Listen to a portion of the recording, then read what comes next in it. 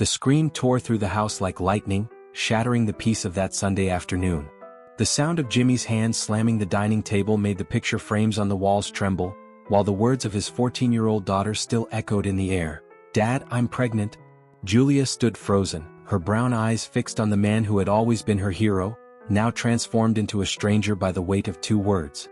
The pregnancy test lay on the white lace tablecloth like a bomb that had just exploded, obliterating the perfect facade of the Santos family in seconds. "Say it again." Jimmy's voice came out as a hiss, his blue eyes, an inheritance from his Portuguese ancestors, now dark as a brewing storm. "Say what you just said again." Amelia, who had been paralyzed beside her husband until then, took a step toward their daughter, but Jimmy stopped her with a sharp gesture. The silence that followed was deafening, broken only by the relentless ticking of the wall clock, marking the final moments of Julia's childhood. Julia swallowed hard, her hands trembling at her sides. She was still wearing her Catholic school uniform, a cruel irony that hadn't escaped her father's notice. "I found out 3 days ago. I tried." "Shut up." Jimmy's words sliced through the air like knives. 14 years. My only daughter. Daddy's little princess. He let out a bitter laugh that made Julia take a step back. "Do you know what people will say? What they'll think of the respected businessman who couldn't even raise his own daughter?" "Jimmy, please," Amelia tried to intervene, her voice shaking. "She's our little girl, we need to." "Our little girl?" Jimmy turned to his wife, his face twisted into a mask of fury and shame. "That tramp standing in front of us is no longer our daughter. No daughter of mine would ever." "Stop." Julia's shout startled everyone, including herself. "I know I messed up, Dad. I know I let you down, but..." The sound of Jimmy's hand cut through the air again, this time landing on Julia's face with enough force to make her head snap to the side. Amelia let out a muffled scream, rushing to her daughter's side, but Julia had already straightened, one hand on her stinging cheek, her tear-filled eyes locked on her father. "You have 1 hour, Jimmy declared, his voice now dangerously calm. 1 hour to pack your things and get out of my house. And don't you dare come back." Time seemed to freeze at that moment. Julia looked to her mother, searching for a final thread of hope, but Amelia only sobbed quietly, torn between love for her daughter and fear of her husband. The heavy sound of Jimmy's footsteps echoed through the house as he climbed the stairs, followed by the slam of a door. With trembling legs, Julia climbed the stairs to her room, the lavender sanctuary that had been her refuge since childhood. Now, every object seemed to scream memories that cut like open wounds. The dolls on the shelf, the dance trophies, the photos of happy family moments. Everything had transformed into relics of a life that no longer existed. Her hands shook as she packed a backpack with the essentials. A few changes of clothes, her journal, the piggy bank filled with years of allowance savings, and a small photo album. At the bottom of a drawer, she found the silver crucifix her grandmother had given her at her first communion. She hesitated for a moment before placing it around her neck. She might need all the protection she could get from now on. Amelia appeared in the doorway, her face streaked with tears and smudged makeup. "Julia, my love," she began, but her voice faltered. She took a chain from around her neck, a delicate necklace with a heart-shaped pendant, and held it out to her daughter. "It belonged to your grandmother. I was going to give it to you on your 15th birthday, but..." "Mom," Julia interrupted, her voice breaking, "please come with me. We can..." "I can't, sweetheart," Amelia whispered, placing the necklace in Julia's hands. "Your father, you know your father." She embraced her daughter tightly as if trying to hold on to the moment forever. "Forgive me, my love. Forgive me for not being strong enough." Julia descended the stairs for the last time, each step a silent farewell to her childhood. In the kitchen, she grabbed a few granola bars and a bottle of water. She had no idea when her next meal would be. The clock read nearly 6 in the evening, and the setting sun painted the sky in shades of orange that seemed to mock the darkness in her heart. When she opened the front door, the cold autumn wind greeted her like a slap. Julia adjusted the backpack on her shoulders and began walking aimlessly through streets that once felt so safe and familiar. Now, every house was a cruel reminder of the home she had lost. Julia's feet carried her, almost instinctively, to the Church of St. Francis. The old building stood against the darkening sky like a beacon of hope, its stained glass windows still aglow despite the late hour. Julia had always found peace there, during Sunday Mass with her family, catechism classes, and choir rehearsals. It was then that she saw Donna Carmen emerging from the side door, carrying cleaning supplies. The gray-haired woman with a gentle smile, who had cared for the church for years, stopped abruptly when she spotted Julia standing alone on the steps, a backpack slung over her shoulders and tear stains marking her face. "Good heavens, child, what happened to you?" Donna Carmem set down what she was carrying and hurried over, her experienced eyes immediately noticing the redness on Julia's cheek. Julia opened her mouth to respond, but all that came out was a deep, painful sob. Without hesitation, Donna Carmem enveloped the girl in her arms, offering the first act of genuine love Julia had received on that awful day. "Come with me, my dear," Donna Carmem whispered, guiding Julia inside the church. "Let's make some tea and talk for a bit. Father Miguel is still in the parish. He always knows how to help in hard times." That night, lying on the sofa bed in Donna Carmem's modest apartment behind the church, Julia rested a hand on her still flat stomach. In the dark, soothed by the ticking of an old clock and the soft purring of a tabby cat curled at her feet, she made a silent promise to the tiny being growing inside her. "Everything will be okay, Olivia," she whispered, using for the first time the name she had chosen for her daughter. "I don't know how, but I'll be strong for the both of us. I'll give you all the love I can, little one. All the love in the world." A solitary tear rolled down her cheek, but this time, it wasn't just one of sorrow. It was a tear of resolve, of a strength she hadn't known she possessed, blossoming like a stubborn flower through the cracks of her shattered world. Tomorrow would bring its challenges, but something within Julia had shifted. Amid the pain of rejection and the fear of the unknown, a seed of courage had begun to sprout. Her heart, still bleeding from the cruelty of the day before, started beating to a new rhythm, the rhythm of someone who, in the midst of the darkest storm, was discovering she had wings to fly. Morning arrived quietly at Donna Carmen's small apartment, carrying with it the comforting aroma of freshly brewed coffee and homemade bread. Julia opened her eyes slowly, taking a few seconds to recognize where she was. The sofa bed creaked softly under her weight as she sat up, watching the golden rays of sunlight streaming through the living room window, dancing on walls adorned with religious icons and old photographs.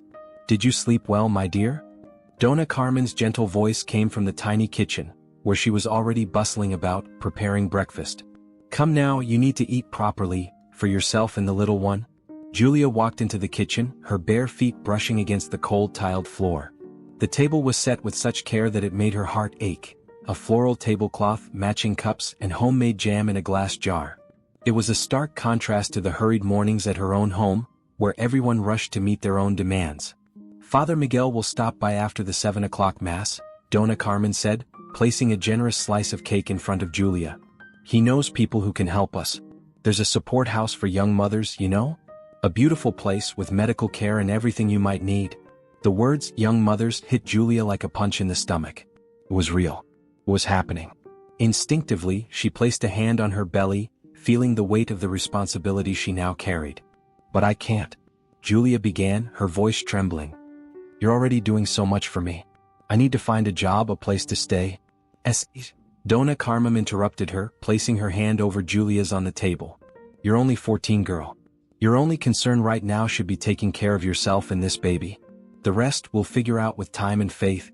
The meeting with Father Miguel took place in the small church library, a cozy room with dark wooden bookshelves that stretched from floor to ceiling. The priest, a middle-aged man with kind eyes and graying hair at his temples, listened to Julia's story without judgment, his hands clasped on the oak table in front of him. "You're not alone, Julia," he said after she finished speaking. "God works in mysterious ways, and sometimes he places us in difficult situations not to punish us, but to reveal our own strength." As they talked, a woman entered the library. Introducing herself as Dr. Helena, she explained she was a volunteer doctor at the support house. Her green eyes exuded a calmness that immediately put Julia at ease. "We need to start prenatal care as soon as possible," the doctor explained, her voice professional yet gentle. "At the support house, we have all the necessary facilities. You'll receive comprehensive medical care, psychological support, and you'll be able to continue your education." The support house was just a few blocks from the church, a 3-story old building with a well-kept garden in front. When they arrived, Julia was introduced to 5 other teenage girls in similar situations. Each of them carried their own story, their own pain, but also their own dreams and hopes. Among them was Maria, a 16-year-old girl with a contagious smile and a 6-month baby bump. "At first it's terrifying," Maria told Julia while showing her around. "But here you learn that being a mom isn't the end of the world. It's just a new beginning." Days began to take on a new rhythm. In the mornings, there were lessons with volunteer teachers who came to the house. In the afternoons, there were workshops on crafts, music, and job readiness. Evenings were filled with group discussions, where the girls shared their fears and aspirations. A week after her arrival, Julia had her first prenatal appointment. Lying on the makeshift exam table, she held her breath as Dr. Helena turned on the ultrasound machine. The sound of Olivia's heartbeat filled the room, strong, fast, alive. "Look at that brave little heart," the doctor smiled, pointing to the tiny shape on the screen. Just like her mother's. That night, alone in her room at the support house, Julia wrote her first letter to Olivia. "Dear daughter, today I heard your heart for the first time. It was the most frightening and the most beautiful sound I've ever heard. Frightening because it made me realize that now there are two of us, that every decision I make will affect your life. Beautiful because it showed me that there is still love in the world, even when everything seems to be falling apart. I won't lie and say that I'm not scared. I am. A lot. But I also have hope. Hope that one day you'll understand that sometimes families aren't what we imagine them to be, but that doesn't make them any less special. Your grandparents, well, they need time. Maybe one day they'll understand, maybe not. But you need to know that, no matter what happens, you are already loved. By me, by Dona Carmen who welcomed us, by Father Miguel who guides us, by Dr. Helena who cares for us, and by all these incredible people who are helping us build a new path. With love. Your mother." Julia carefully folded the letter and placed it in a box that Dona Carmen had given her, her first tangible memory of motherhood. Through the window she could see the city lights and, in the distance, the outline of the Church of São Francisco. In the quiet of the night, as she gently stroked her still barely noticeable belly, Julia began to understand that family wasn't just blood and last names. Family was the arms that embrace you when everyone else rejects you, the smiles that greet you without judgment, the hands that reach out to help you rise. Her life had changed completely in less than 2 weeks, but there, in that simple room, surrounded by people who chose to love her unconditionally, Julia felt, for the first time since discovering her pregnancy, that maybe, just maybe, everything could turn out right in the end. Outside, a light rain began to fall, washing the streets and bringing with it the promise of a new dawn. Julia fell asleep to the sound of the raindrops on the window, dreaming of the day she could tell Olivia the story of how, in the darkest hours, she discovered that the brightest light comes from hearts that choose to love, even when it would be easier to turn away. Time in the support house flowed like a gentle river, each day bringing new discoveries that transformed Julia from a frightened girl into a young mother in the making. At 5 months pregnant, her belly already formed a soft curve beneath the borrowed dresses, and her eyes had acquired a depth that only experience could provide. On a particularly hot afternoon in December, with the heavy air announcing a summer storm, Julia was organizing baby clothes donations in the small room that served as the house's storage space. The room, though cramped, was her secret refuge, a place where she could dream of the future while folding tiny socks and onesies that would one day dress her Olivia. It was between one pile of blankets and another of diapers that she found the dress. Small, white as a spring cloud, with delicate butterflies embroidered in silver thread. Her hands trembled as she touched it. It was an almost exact replica of the baptismal dress her mother kept in a special box, a heritage passed down through generations in her family. Amelia would have loved to see this, she whispered into the silence of the room, allowing herself, for the first time in months, to speak her mother's name. The longing hit her like a wave, threatening to tear down the walls she had so carefully built around her heart. "Sometimes, my dear," Dona Carmen's voice came from the door, as soft as always, "mothers also need time to find their own courage." Julia wiped away a stubborn tear that was rolling down her cheek. "She could have called me, she could have sent a message, anything." "She could have," Dona Carmen agreed, sitting next to Julia in an old rocking chair. "But fear does strange things to people. Your father.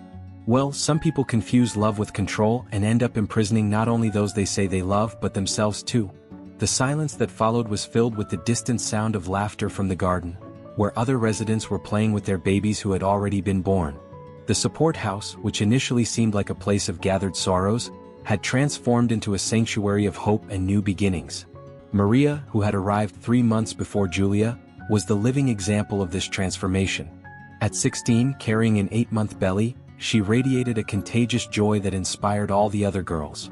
That night, during the weekly support circle, she was the one to bring up a subject that made Julia's heart stop. "My mom looked for me yesterday," Maria revealed, her voice choked with emotion. "After 3 months of no contact, she just showed up here.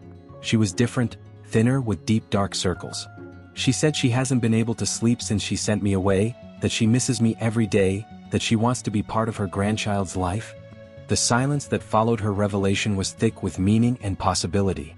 Julia felt her own heart race, imagining her mother showing up at the door of the support house. How would she react? What would she say? Jimmy's words still echoed in her memory. No daughter of mine would be capable. That night, restless in her bed, Julia picked up the journal that Dr. Helena had given her, a blue notebook with tiny golden stars on the cover. It was her truest confidant, keeper of her deepest fears and her most secret hopes. Dear Olivia, today I learned something about forgiveness that I want to share with you. It's not that grand forgiveness from the movies, filled with emotional music and long hugs. It's something smaller, quieter, that starts as a stubborn seed in the heart. I learned that forgiving doesn't mean forgetting what happened, nor pretending the pain never existed.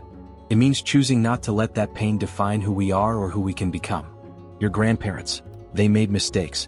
Big ones, mistakes that hurt a lot. But today, for the first time since that terrible afternoon, I was able to think of them without feeling that suffocating knot in my stomach. Maybe because now I understand a little better what a mother's love is, that terrifying love that is bigger than ourselves. Tomorrow I'll take my midterm exam. I've been studying a lot, you know? I want you to be proud of me. I want to show that we can start over, no matter how many times life knocks us down. A soft kick interrupted her writing, making Julia smile through her tears. Olivia seemed more active at night, as if she wanted to be part of her mother's moments of reflection. It was in those moments that Julia felt, with crystal clear clarity, that she wasn't alone on her journey. The next morning brought a surprise that would change everything. Father Miguel arrived earlier than usual, his usually serene face carrying an expression that mixed concern and hope. Your mother came to see me at church last night, he said gently, watching Julia's reaction closely. In fact, she's been coming to the masses for a few weeks now, always staying at the back, always asking about you. Julia felt the air leave her lungs. The cup of tea she was holding trembled in her hands, spilling a few drops onto the white tablecloth. And what about my father? Jimmy doesn't know she's been coming to church, Father Miguel explained, his voice soft as if trying not to scare a wounded animal. She said he's different, more silent. He spends hours in his old room looking at his photographs. Once she found him crying, holding that teddy bear you got on your 10th birthday. Does she want to see me? The question came out as a whisper, filled with equal parts fear and hope. She wants to, the priest confirmed. But she understands if you don't want to. She asked me to give you this. In his hands, a pink envelope, the same type her mother always used to write birthday cards. The paper had a faint lavender scent, the perfume Amelia had worn since Julia could remember. Inside, a short letter and an old photograph. Julia at 3 years old, smiling in Amelia's lap, while Jimmy hugged them, all happy in a moment frozen in time. My beloved daughter, the letter began, Amelia's elegant handwriting stained with tears that were visible on the paper. Forgive this cowardly mother, who couldn't be strong when you needed me the most. Julia couldn't continue reading. With trembling hands, she tucked the letter into the pocket of the flowery dress she was wearing, a gift from Maria, lovingly adjusted to fit her growing belly. You don't need to decide now, Dr. Helena, who had joined them, spoke with her characteristic softness. Take your time. Think about what is best for you and for Olivia. The rest of the day passed like a hazy dream. Julia went through the motions of the house activities, craft class in the morning, prenatal group in the afternoon, but her mind was far away, lost in memories and possibilities. In the garden, watching the other girls play with their babies, Julia finally found the courage to finish reading the letter. Each word was like a bandage being gently removed from an old wound. It hurt, but maybe it was necessary for true healing. The letter ended with words that made her heart stop. When you're ready, if you're ready, I'll be at the church every Wednesday at 6 in the evening. I'll wait as long as it takes. I don't have the right to ask for your forgiveness, nor to expect that one day you'll call me mother again. But I want you to know that my love for you has never changed. It was just lost, suffocated by fear and cowardice. With all my love, even though I don't deserve to be called mother anymore. Yes, the priest confirmed. But I understand if you don't want to. She asked me to give you this. In his hands, a pink envelope, the same kind her mother always used for birthday cards. The paper had a faint scent of lavender, the fragrance Amelia had worn since Julia could remember. Inside, a short letter and an old photograph. Julia at 3 years old, smiling in Amelia's arms, while Jimmy embraced them both, all happy in a moment frozen in time. My beloved daughter, the letter began, Amelia's elegant handwriting marred by visible tear stains on the paper. Forgive this cowardly mother who couldn't be strong when you needed me most. Julia couldn't continue reading. With trembling hands, she tucked the letter into the pocket of her floral dress, the one Maria had lovingly altered to fit her growing belly. You don't need to decide now, Dr. Helena, who had joined them, spoke softly as she always did. Take your time. Think about what's best for you and Olivia. The rest of the day passed like a hazy dream. Julia went through the house's activities mechanically, morning craft class, afternoon group for expectant mothers, but her mind was elsewhere, lost between memories and possibilities. In the garden, watching the other girls playing with their babies, Julia finally found the courage to finish reading the letter. Each word was like a bandage being gently peeled off an old wound. It hurt, but maybe it was necessary for true healing. The letter ended with words that made her heart stop. When you're ready, if you're ready, I will be at the church every Wednesday at 6 in the evening. I will wait as long as it takes. I don't have the right to ask for your forgiveness, nor to expect that one day you'll call me mother again. But I want you to know that my love for you has never changed. It was just lost, suffocated by fear and cowardice. With all my love, even though I no longer deserve to be called mother. Julia closed her eyes, feeling Olivia move in her belly as if responding to her turbulent emotions. The future stretched out before her like a blank book, waiting to be written. Forgiveness wouldn't be easy, reconciliation would be even harder, but maybe, just maybe, there was room for a new chapter in this story. On the horizon, the sun began to set, painting the sky with shades of pink and gold. A gentle breeze swayed the curtains of the window, bringing with it the scent of the roses that Donna Carmum grew in the garden. It was a moment of peace amid the storm of emotions, a quiet reminder that, sometimes, new beginnings come at the most unexpected moments. Wednesdays had never seemed so long for Julia. Since receiving the letter from her mother, each week brought with it a different weight. A mixture of anxiety and anticipation that made her heart race every time the bells of the Church of São Francisco rang at 6 in the evening. For 3 consecutive weeks, she watched from afar, hidden behind the curtains of the support house, as Amelia arrived promptly at the church. Her mother seemed different, thinner, with her shoulders slumped under an invisible weight, yet still holding on to the quiet elegance that had always characterized her. She comes every week, Donna Carmum commented one of those afternoons, finding Julia in her observation spot. She always sits in the same pew, stays for an entire hour, sometimes just crying silently. Julia stroked her belly, now more prominent at 6 months pregnant. Olivia moved beneath her touch, as if wanting to be part of that crucial decision. What if she changes her mind? What if the father finds out? Life is full of what-ifs, my daughter, Donna Carmum replied, sitting next to Julia on the small couch by the window. But sometimes we need to take a step into the unknown to see what awaits us on the other side. That night, during dinner, Maria, who had just given birth to little Lucas, shared her own reconciliation experience. You know what I've learned? She said, rocking the baby as she spoke. Sometimes, forgiveness isn't about forgetting the past, but about making room for a different future. Maria's words echoed in Julia's mind throughout the night. In her room, she reread all the letters she had written to Olivia since arriving at the shelter. Each page told the story of her transformation, from a frightened girl to a future mother, from a victim to a survivor. The next morning, a particularly sunny Wednesday, Julia woke up with a decision made. After breakfast, she asked Maria for help getting ready. She chose a light blue dress that highlighted her pregnant belly. She didn't want to hide who she had become. Are you sure you want to go alone? Dr. Helena asked, concern evident in her voice. I need to do this for myself, Julia replied, surprised by the firmness in her own voice. For me and for Olivia. The path to the church never seemed so long. Every step was a battle between the desire to run into her mother's arms and the urge to flee far away. When she reached the church steps, her knees trembled so much that she had to stop to catch her breath. Through the stained glass windows, the afternoon sun created dancing patterns on the marble floor. The silence of the place was broken only by the distant echo of her footsteps and the soft sound of someone crying. Following the sound, Julia found Amelia exactly where Donna Carmum had said she would be, at the last pew, head lowered, shoulders trembling slightly. Mother? The word came out as a whisper, but it had the effect of thunder. Amelia abruptly lifted her head, her red eyes widening as she saw Julia standing there. For a moment, neither of them moved, as if time had frozen in that instant of mutual recognition. Julia? Amelia's voice faltered, her hands nervously clutching her purse in her lap. My God. But you look so beautiful. Her eyes fixed on Julia's belly, and fresh tears began to fall down her face. "I'm so sorry, my daughter. So sorry." Julia sat down beside her mother, keeping a small distance between them. The familiar lavender scent brought back an avalanche of memories, rushed mornings having coffee together, afternoons shopping, simple moments that now seemed to belong to another life. "Why didn't you defend me?" The question that had haunted Julia for months finally found its voice. "Why did you let him kick me out?" Amelia closed her eyes as if each word were a dagger.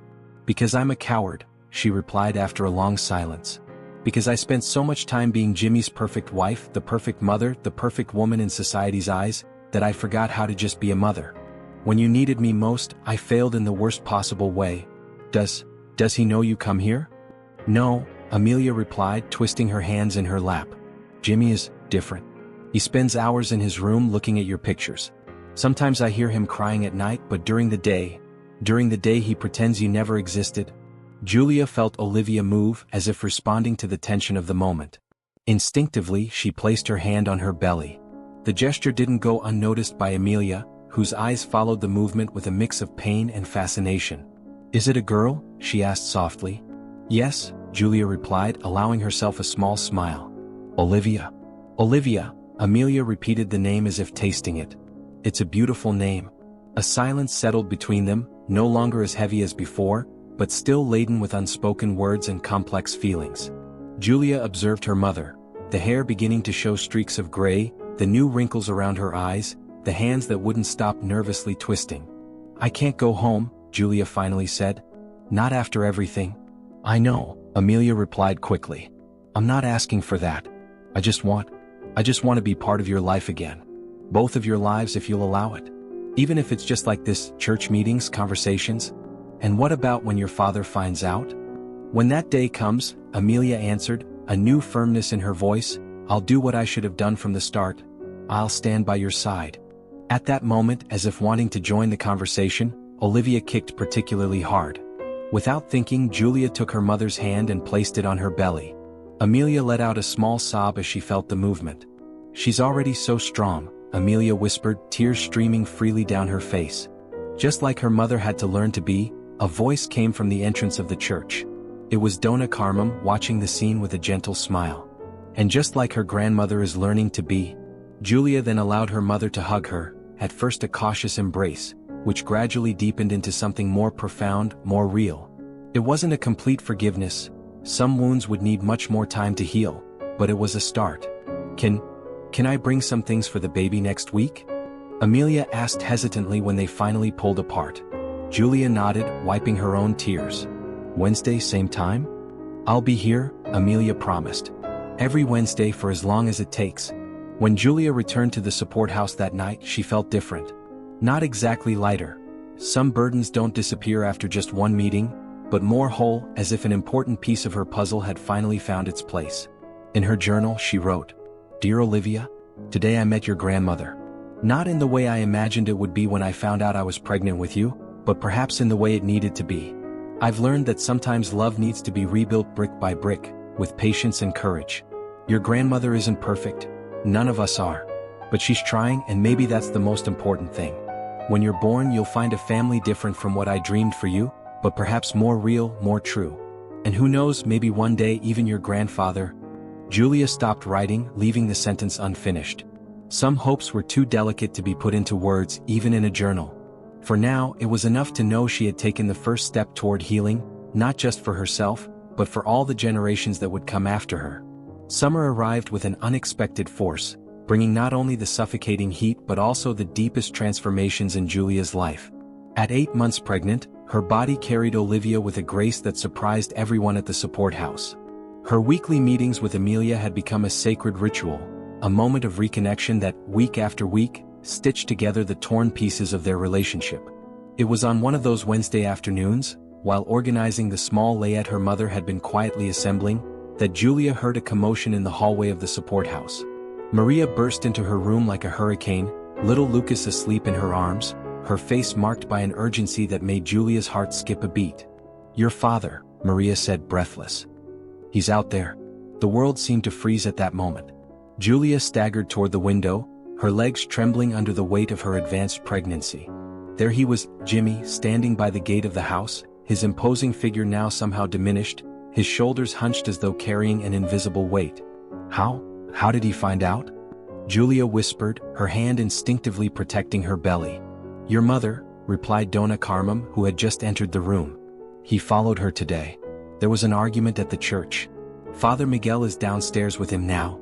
The sound of raised voices rose up the stairs, Jimmy's deep voice, Father Miguel's conciliatory tone, and surprisingly Amelia's firm voice. Julia had never heard her mother speak that way, as if years of submission had finally reached their limit. You're not going to ruin this too, Jimmy? Amelia's voice sliced through the air like a whip. We lost our daughter once because of your pride. I won't let us lose our granddaughter too. Julia felt Olivia move restlessly in her belly, as if responding to the tension in the air. Donna Carmem approached, placing a comforting hand on her shoulder. You don't have to go down if you don't want to, dear. No one will force you into anything here. But Julia had already made her decision. With a strength she didn't know she had, she straightened her shoulders and walked toward the stairs.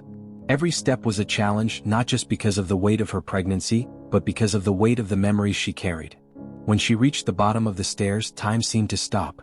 Jimmy was facing away from her, but when he heard her steps, he slowly turned around. The man Julia found wasn't the authoritarian father who had kicked her out of the house. His hair had grayed considerably, deep dark circles marked his face, and his eyes, once so hard, now overflowed with an emotion she couldn't name. Julia? His voice faltered, his eyes fixed on his daughter's prominent belly. Hi, Dad, she replied, surprising herself with the calmness in her voice. The silence that followed was deafening. Amelia took a step toward her daughter, but Jimmy stopped her with a gesture. For the first time in her life, Julia saw tears in her father's eyes. He began, running a hand through his graying hair in a nervous gesture she knew so well. I don't know how to ask for forgiveness for something unforgivable. Then don't ask, Julia replied, her hand gently caressing her belly. Just listen. And there, in the living room of the support house, surrounded by people who had become her second family, Julia finally said everything she needed to say. She spoke of fear, loneliness, nights crying herself to sleep. She spoke of Donna Carmem and her unconditional love, of Maria and her saving friendship, of Father Miguel and his gentle wisdom. She spoke of her transformation from a scared girl to a future mother, of learning to be strong when there was no other choice. And now, she concluded, her voice steady despite the tears that freely ran down her face, now I have a family. Not the one I imagined, but the one fate gave me. And if you want to be part of it, Dad, you'll have to accept that I'm no longer that girl you could control. I'm a woman, I'm going to be a mother, and Olivia will grow up knowing she is loved exactly as she is. Jimmy staggered as if he had been punched. Amelia rushed to support him, but he stood firm, his eyes never leaving his daughter's face. Olivia? He asked, his voice barely a whisper. Your granddaughter, Julia confirmed, and as if understanding the significance of the moment, the baby kicked hard enough to be visible through the dress. Jimmy took a hesitant step toward his daughter, his hands visibly trembling. Can I? Julia nodded slowly, allowing her father to approach. With a gentleness she had never seen in him, Jimmy placed his hand on her belly, just as Olivia gave another kick. The sob that escaped his lips surprised everyone.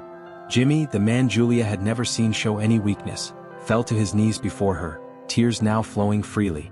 Forgive me, he pleaded, his forehead resting against his daughter's belly. For God's sake, forgive me. Julia looked at her mother, who was crying silently, at Donna Carmem, who smiled through her tears, at Maria, who held Lucas more tightly against her chest. In that moment she understood that forgiveness wasn't just a gift we give to others, it was a gift we give to ourselves. It will take time, Dad, she said softly, placing a hand on Jimmy's graying hair. But maybe we can start over. For Olivia. That night, after her parents left with the promise of returning the next day, Julia sat in her room to write in her journal. Dear Olivia, today you changed our story before you were even born. You are bringing our family together in a way I never thought possible. Your grandfather cried today, I think for the first time in his life. And you know what? Sometimes tears are the first step to healing very old wounds. I don't know exactly what our future will look like, but I know you will be born surrounded by love. An imperfect love, sometimes complicated but true. And maybe that's how love should be, not a perfect story but a real story with its mistakes and successes, its falls and fresh starts. You are teaching me, little one, that sometimes we need to lose everything to find out who we really are. And that family isn't just blood, it's choice, it's forgiveness, it's a new beginning. With all my love, your mother. Outside, the night was clear and starry, as if the very sky were celebrating that moment of reconciliation. Julia fell asleep with her hand on her belly, feeling Olivia's gentle movements, knowing that tomorrow would be the first day of a new story, not perfect but true, not simple but profoundly human. The first contraction came like a whisper of the dawn, waking Julia from an unsettled sleep in the room that had become her refuge at the shelter. The clock read 3:17 a.m. when she felt that familiar pressure that Dr. Helena had described, different from the practice contractions, more intense, more purposeful. With trembling hands, she reached for the phone on the nightstand, a recent gift from her parents, and typed a message to her mother. Amelia replied almost instantly, as if she had been waiting for this moment for days. "I'm on my way, my love. Don't move." Donna Carmum, always alert like a guardian angel, was at the door of the room before Julia could even get up. "Is it time for our princess to meet the world?" she asked with that warm smile that had become Julia's safe haven in the past months. The next 40 minutes were a whirlwind of silent activities in the early morning. Maria showed up to help, her eyes still heavy with sleep but shining with excitement.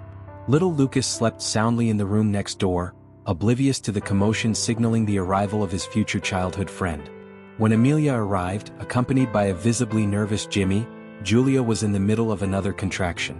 Seeing her father standing at the door, his hands fidgeting as he adjusted the tie he had hastily put on, as if a birth required such formality, brought a smile to Julia's lips despite the pain. "Dad," she called softly when the contraction passed, "you didn't need to dress up so much. Olivia won't care about your tie." The comment broke some of the tension in the room. Jimmy, still uncomfortable with displays of emotion, cleared his throat before responding, "Well, it's the first time I'm going to be a grandfather. I wanted to be presentable." The journey to the hospital was marked by contractions that became increasingly frequent. In the back seat of the car, Julia leaned on her mother while Jimmy drove with an almost comical caution, coming to a complete stop at every yellow light, much to Amelia's dismay. "For God's sake, Jimmy," Amelia exclaimed after yet another unnecessary stop, "our granddaughter isn't going to wait for you to decide whether the light is more yellow or red." It was strange and comforting at the same time, her parents acting like her parents again, worried, protective, even a little annoying. In the months since that confrontation at the shelter, every little moment of normalcy felt like a precious gift. At the hospital, the team was already waiting for them, thanks to a prior call from Dr. Helena. The doctor, who had become much more than a healthcare professional to Julia, was waiting at the entrance to the maternity ward, her face radiating the calm only years of experience could bring. "How are we doing, Mom?" she asked as she escorted Julia to the prepared room. "Are the contractions regular?" The hospital room, though sterile and impersonal, soon became a space of family intimacy. Amelia methodically organized the belongings they had brought, the small bag with clothes for Julia and Olivia, the stuffed bear Jimmy had secretly bought, but everyone knew about, the photographs Julia insisted on keeping nearby. The hours that followed were a dance between pain and hope. Julia alternated between moments of surprising strength and instances of absolute vulnerability. In one of the more intense contractions, she grabbed her father's hand, who had entered the room for a quick visit. "Dad," she gasped between controlled breaths, "thank you for being here." Jimmy, with unshed tears in his eyes, simply squeezed her hand back. "There's no other place I should be, sweetheart." As labor progressed, the room became a stage for small miracles of reconnection. Donna Carmum arrived, bringing her special rosary, the one that had belonged to her own mother. Maria appeared quickly with Lucas, now awake and curious, before leaving him with a neighbor from the shelter who had volunteered to look after him. Father Miguel made a brief visit, bringing not only blessings but also that wise smile of someone who had known from the start that love would find a way through the wounds. "You know, Julia," he remarked as he prepared to leave, "sometimes God uses the smallest angels to perform the greatest miracles." The most noticeable transformation, however, was in Jimmy. The man who had once kicked his daughter out of the house was now pacing back and forth in the waiting room, alternating between moments of paternal anxiety and awkward attempts to comfort those around him. "She's strong," he repeated to anyone who would listen, "just like her mother." When the decisive moment finally arrived, the room was filled with an almost tangible energy of expectation and love. Dr. Helena took command with her usual competence, while Amelia held one of Julia's hands and a nurse held the other. "Just a little more, Julia," Dr. Helena encouraged. "Olivia is almost here. Can you feel her?" The birth itself was almost a mystical experience. Between the physical pain and emotional exhaustion, Julia found a strength she hadn't known she possessed. With one final Herculean effort, she brought Olivia into the world, and the baby's first cry echoed through the room like a symphony of redemption. "My God," Amelia whispered, "she looks just like her father when he was a baby." Julia felt her heart tighten for a moment, thinking of Olivia's father who would never meet his daughter. But looking down at the little miracle in her arms, with eyes as blue as her grandfather's, she understood that her daughter would have all the love in the world, even if in unexpected ways. When Jimmy finally entered to meet his granddaughter, he stopped in the doorway as if struck by lightning. His eyes, those same blue eyes he had passed on to his granddaughter, filled with tears. Can I come closer?" he asked, his voice trembling with emotion. Julia nodded, and when Jimmy held Olivia for the first time, something magical happened. The rigid, authoritative man completely disappeared, giving way to a doting grandfather who marveled at his granddaughter's tiny fingers with absolute admiration. "Hi, princess," he whispered, his voice softer than Julia had ever heard. "I'm your grandfather. And I promise I'll spend the rest of my life making up for the mistakes I made. You and your mom will never again have to doubt my love." Donna Carmem, watching the scene from the corner of the room, made the sign of the cross and murmured a prayer of gratitude. Maria, who had returned after leaving Lucas in good hands, was discreetly taking photos with her phone, documenting this historic moment. The morning had fully arrived outside, and the first rays of sunlight crept through the cracks in the window, creating a golden halo around the crib where Olivia now rested. Julia looked at her family, both the one of blood and the chosen one, gathered in harmony around her daughter. "Julia," Jimmy called softly, still rocking his granddaughter with surprising tenderness, "that room, your old room, it's ready for you too if you want." Before Julia could respond, Amelia intervened with a newfound strength.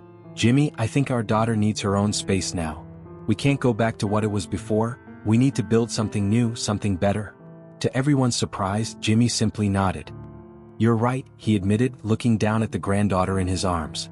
"We can help you find a place of your own near the house. And, well, if you need help with anything." "Thank you, Dad," Julia replied, feeling a peace she hadn't experienced in a long time. "We'll build this new story together, step by step." Olivia chose that moment to open her little blue eyes, looking directly at her grandfather with an intensity that made everyone hold their breath.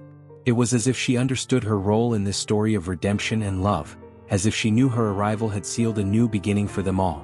In that hospital room, surrounded by so much love, Donna Carmem's unconditional love, Maria's true friendship, Father Miguel's wisdom, Dr. Helena's dedication, and her parents' restored love, Julia finally felt whole. Her family wasn't perfect, but it was real. It wasn't conventional, but it was true. And Olivia would grow up knowing that sometimes the greatest blessings come disguised as challenges, and that love, when genuine, always finds its way back home. The small apartment on the third floor of a quiet residential building became the new beginning Julia so desperately needed. Located just a few blocks from her parents' house and near the support house that had changed her life, the modest yet welcoming space now bore witness to Olivia's first few months of life. On a particularly special Sunday morning, Julia was tidying up the apartment for a small celebration. Olivia was turning 6 months old. The aroma of fresh coffee and cinnamon cake, a recipe from Donna Carmem, filled the air. The walls, once white and impersonal, now displayed photographs that told a story of redemption and love. Olivia in the arms of her grandparents just after birth, her baptism at the Church of São Francisco, precious moments with her extended family. "Let me finish this," Amelia insisted, gently taking the dish towel from her daughter's hands. She had arrived earlier to help with the preparations, bringing not only food and gifts but that maternal love that now flowed freely, without the shackles of fear and submission that had once bound her. Julia watched her mother for a moment, noticing the subtle changes in the last few months. Amelia seemed younger, lighter, as if the reconciliation process had returned something she hadn't even known she had lost. Her relationship with Jimmy had also transformed. She now expressed her opinions without fear, and surprisingly he had learned to listen. "Where's Grandma's princess?" Jimmy's voice echoed through the hallway as he entered, carrying yet another package, the third gift of the week. His habit of buying things for his granddaughter had become a loving joke in the family. "Jimmy," Amelia scolded with a smile, "you promised you wouldn't bring any more gifts until Christmas. But this isn't a gift," he defended himself with comic seriousness. It's an essential item for her development." Julia laughed, picking Olivia up from the crib where she was peacefully playing. The little girl, more and more resembling her mother but with her grandfather's unmistakable blue eyes, let out a giggle at the sight of Jimmy, extending her chubby little arms toward him. "Come here with Grandpa." Jimmy completely melted, forgetting his respectable businessman posture as he made funny faces to make his granddaughter laugh even more. The doorbell rang, announcing the arrival of more guests. Maria entered with Lucas, now a clever little boy of almost 2 years old, followed by Donna Carmum, who was carrying a basket of goodies. "I brought that cornbread cake Olivia loves," Donna Carmum announced, ignoring Julia's protest that at 6 months, Olivia was still too young for cake. Father Miguel arrived shortly after, bringing not only his blessing but also news about the support house. The project had grown, partly inspired by Julia's story. Now, other young mothers found there not only shelter but a real chance to rebuild their lives. "You know, Julia," he commented while watching the family scene unfold, "your story has inspired many families to reconcile. Sometimes, the example of forgiveness and true love is more powerful than any sermon." The afternoon passed with conversations, laughter, and moments of reflection. In a particularly touching moment, Jimmy asked for everyone's attention, his voice choked with emotion that he no longer had shame to show. "I want to make a toast," he began, holding his glass of juice. He had stopped drinking since Olivia was born. "Not just to the 6 months of this princess who changed our lives but to all of you. Especially to you, daughter." Julia felt her eyes fill with tears as her father continued. "A year ago, I made the worst mistake of my life, letting my pride and prejudices destroy our family. But through your strength, your ability to forgive, and the unconditional love of this little one," he looked at Olivia, peacefully sleeping in Amelia's arms, "I learned that family is not about control or appearances. It's about love, acceptance, and the courage to start over. And about learning from our own mistakes," Amelia added, her voice steady. "We all grew through this journey." Maria, who was sitting near Julia, squeezed her hand affectionately. "Remember our first day at the support house? Who would have thought that those 2 scared girls would become such strong women?" Julia looked around the room, her heart overflowing with gratitude. Every person there represented a vital part of her journey. Donna Carmum with her unconditional love, Maria with her true friendship, Father Miguel with his gentle wisdom, her parents with their inspiring transformation. "You know what else moves me?" Donna Carmum commented, her eyes shining with held-back tears. "Seeing how love can heal wounds that seemed impossible to mend. This little one," she gently stroked Olivia's head, "came like an angel, uniting not just a family, but creating bonds between people who never imagined becoming family." The sun began to set, painting the sky with shades of pink and gold that filtered through the apartment windows. Julia picked up Olivia, feeling the soft and comforting weight of her daughter against her chest. The little girl briefly opened her eyes, giving one of those smiles that lit up the entire world. "I'm going to tell you a story, my little one," Julia whispered, gently rocking Olivia. "The story of how your love, even before you were born, began healing broken hearts and building bridges where there were once only walls." Jimmy and Amelia moved closer, forming a protective circle around mother and daughter. The apartment, though modest, overflowed with love and hope. On the walls, the photographs told not only the story of the past but also promised a future full of possibilities. "And this story," Julia continued, her voice thick with emotion, "is not about sadness or abandonment. It's about new beginnings, about the strength of forgiveness, about how true love always finds a way. It's about how, sometimes, we have to completely lose ourselves to truly be found." Later, after everyone had left and the apartment returned to the cozy silence of the night, Julia sat in the rocking chair by Olivia's crib. With the soft light of the lamp casting dancing shadows on the walls, she picked up her journal, the same one she had started writing in that first night at the support house. "Dear Olivia, today you turn 6 months old, and each day with you is a new discovery of love. Looking back, I realize that your arrival wasn't just the beginning of your story, but the rebirth of our entire family. Your grandfather, who once let pride speak louder than love, now melts with every smile of yours. Your grandmother found her voice and her strength, proving that it's never too late to reinvent ourselves. And I've learned that sometimes the greatest gifts come disguised as our biggest challenges. Our family isn't perfect, no family is. But it's real, it's true, and it's full of love. A love that grew through the cracks of pain, that blossomed in unlikely soil, and proved to be stronger than any convention or prejudice. You, my little Olivia, are living proof that love always wins. Not the perfect love of fairy tales, but the imperfect and real love that makes us human. The love that forgives, that rebuilds, that believes in second chances. With all my love, your mother. Julia closed the journal and looked at her daughter, peacefully sleeping. Outside, the city was starting to quiet down, and the first stars appeared in the sky. In her heart, there was a quiet certainty. No matter what the future held, she had found her place in the world, not just as a mother but as a strong and independent woman, surrounded by a family that had learned that true love is greater than any mistake or prejudice. And so, on that peaceful night, another chapter closed in the story of Julia and Olivia. Not an ending but a new beginning full of promises and possibilities. Because sometimes, the most beautiful stories are the ones that begin after we think everything is lost. If this story touched your heart, be sure to share your thoughts in the comments. Your feedback is so important to us at the Life Stories channel. If you were moved by the journey of Julia and Olivia, give us a like and subscribe to receive more stories that showcase the transformative power of true love. Until the next story,